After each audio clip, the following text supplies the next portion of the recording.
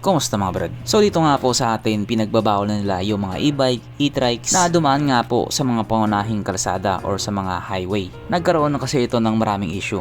Actually hindi naman yung e-bike or e-trike yung problema. Yung mga nagdadrive mismo, mga bobo kasi. At karamihan nga din po sa kanila walang lisensya. At umaas na nga pong parang hari ng kalsada. Kaya ang resulta, tsaran, nakaban sila.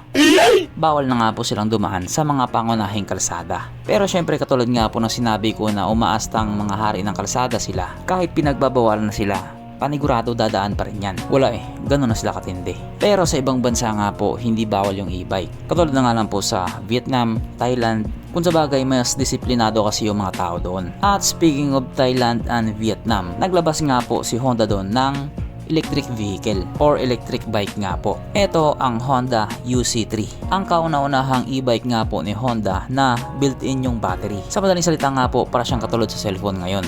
Mga built-in yung battery. Kaya ang ibig sabihin nun kapag nasira siya, wala na, tatapo na siya. Pero ang sabi naman ni Honda, matibay yung battery nila. Mas mauuna pang masira yung relasyon nyo kaysa sa battery nito. Ganon nga po ako confident si Honda dito sa kanilang electric vehicle. Yun kasi yung pangamba ng iba. What if masira yung battery? Wala na, tapos na, finish na. Pero hindi naman daw po ganon.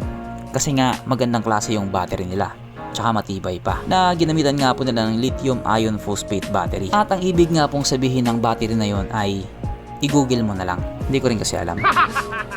Ayon nga po sa claim ni Honda, ito daw po ay kayang tumakbo sa bilis ng 80 km per hour. Na para nga po sa akin mabilis na yon. At yung range nga din daw po ng battery niya ay kayang umabot ng 122 kilometers. Ibig sabihin nga po yung 100% na battery niya ay kayang umabot ng 122 kilometers. So talagang pang long distance nga po itong EV na ito or electric vehicle na ito. At dalawang klase nga po yung charger niya, yung fast charger tapos yung normal charger lang. Yung fast charger nga po ay kayang mag 100% sa loob lamang ng 4 na oras. Samantalang yung normal na charger nga po ay kayang mag 100% ng 9 hours or 9 na oras. So pag ganun siguro kapag ginamitan mo siya ng normal charger, siguro i-charge mo siya ng gabi para pagka umaga pagising mo, puno na siya. At yung mga features nga po dito sa motor na ito, syempre naka full LED siya.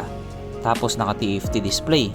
Meron din po siyang Smart Connect, naka keyless. Tapos meron siyang USB charging port. Parang isang typical na nga lang po siya na electric vehicle. Pero dahil nga po Honda yung tatak niya, mas aangat siya sa iba kaysa doon sa mga made in China. Pero real talk lang pagdating nga po sa looks, medyo hindi siya ganun ka-attractive sa akin. Wala kasi akong pambili. Tsaka mas marami pong mga electric vehicle na mas pogi pa dito na made in China nga po. Ewan ko ba sa mga designer ng Honda? Number 1 brand naman sila. Basta sila lang makakasagot nun. At ang presyo nga po nito doon sa Thailand ay nagkakalaga ng 132,600 Thai baht. Na kung i-convert nga po natin into Philippine peso, ito po ay papatak ng 250,000 pesos.